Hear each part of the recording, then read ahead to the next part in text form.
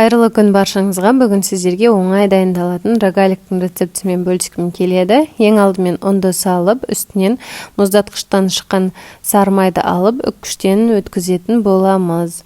Сары май міндетті түрде салқын болуы қажет. Осылай бір-біріне жабысып қалмас үшін ұнмен араластырып қоюға болады. Барлығын өткізіп болғаннан соң қолымызбен мұжғылаймыз. Жақсылап осылай бір-біріне біріктіріп алу қажет болады. Болғаннан соң үстінен бір жұмыртқаны салып, қамыр илейміз. Қамыр бізде қатты да емес, жұмсақ та емес, орташа болып шығады. Осылай жақсылап араластыра берсеңіздер, бір-біріне осылай бірігіп шыға келеді.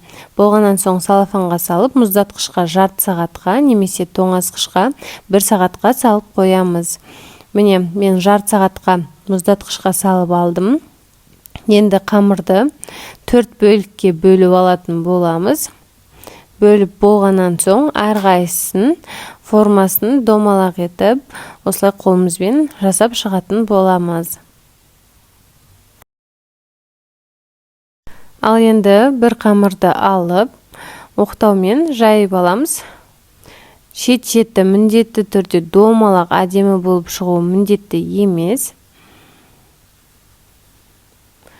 Қамыр қатты жұқа емес, қатты қалың емес, орташа болып шығуы қажет. Егерде қатты жұқа болып кетсе, піскен кезде рогалик қатты болып шығады. Сондықтан орташа қылып жайып алу қажет. Одан соң 8 бөлікке кесіп аламыз да, шетінен осылай орап шығамыз. Арасына өзіңіздің қалауыңызша вареный сгущенка немесе джем, шоколад, сүзбе салып қойсаңыз болады. Мен бұл жерде арасына ештеңке салған жоқпын.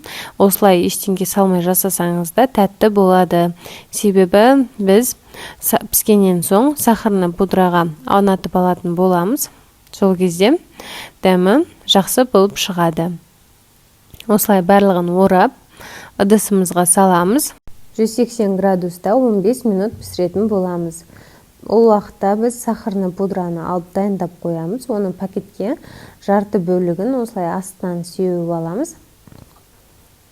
Міне біздің рогаликтеріміз пісіп шықты. Дәл осындай ыстық күйінде осы сахарный пудраға саламыз. Суытпай, осылай ыстықтай салу қажет. Енді қалған сахарный пудраны бетінен себеміз. Ары қарай осылай видеода көрсеткендей жақсылап бір-біріне аунатып алатын боламыз. Міне көріп тұрғандарыңыздай кәдімгідей сахарный пудра сіңіп, осы печеньемізге, рогалигімізге жабысып қалды. Жасалу жолы өте оңай, өте дәмді, песочный болып шығады. Міндетті түрде жасап көріңіз. Жасап жатсаңыз ас болсын. Видео рецепт ұнап жатса каналыма тіркеліп қойыңыз.